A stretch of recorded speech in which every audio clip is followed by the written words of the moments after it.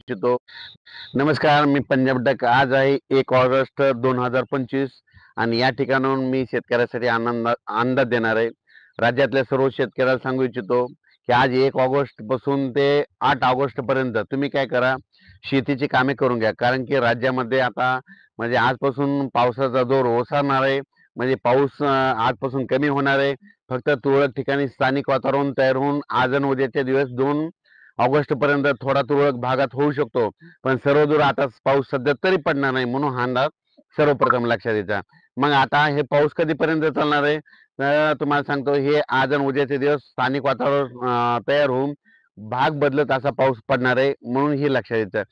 पण सांगायचं झालं तर तुम्ही काय करा, 8 ऑगस्ट पर्यंत शेतीची कामे करून घ्या. कारण की 9 ऑगस्टला म्हणजे 9 ऑगस्टला राज्यामध्ये परत पाऊस सुरू होणार आहे. तोपर्यंत तुम्ही काय करा, कापसाच्या मेहनती करून घ्या. ऊसाला खत घालायचं तर ते घालून घ्या. त्याच्यानंतर फवारण्या करू शकता, सोयाबीनला देखील फवारण्या करू शकता. कारण की 9 तारखेपासून ते 16 तारखेच्या दरम्यान पाऊस पडणार आहे, म्हणून हे अंदाज लक्षात घ्यायचा. 9 ऑगस्ट ते 16 दरम्यान. पण सुरुवात कुठून होणार आहे तुम्हाला सांगतो. सर्वप्रथम तुम्हाला सांगू इच्छितो की कोल्हापूर, त्याच्यानंतर सांगली, त्याच्यानंतर बेळगाव निपाणी म्हणजे कर्नाटक, त्याच्यानंतर इकडं तो धाराशिव, धाराशिवकडून त्याच्यानंतर लातूर जिल्हा, बीड जिल्हा, परभणी जिल्हा, नांदेड जिल्हा, हिंगोली जिल्हा, यवतमाळ जिल्हा आणि असाच इकडं चंद्रपूर, ह्या पट्ट्यामध्ये काय होणार आहे, 8 तारखेलाच रात्रीच्याला पाऊस सुरू होईल. त्याच्यानंतर 9ला तो पाऊस परत पुढे सरकणार आहे.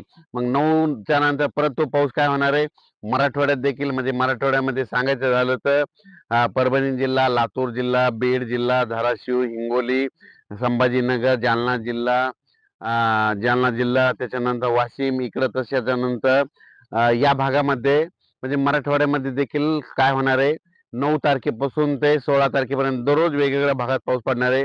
म्हणून मराठवाड्यातल्या सगळ्या जिल्ह्यातल्या शेतकऱ्यांनी हा अंदाज लक्षात द्यायचा. त्याच्यानंतर सगळ्यात महत्वाचं, खास करून हा अंदाज अहिल्यानगरच्या शेतकऱ्याला सांगतो.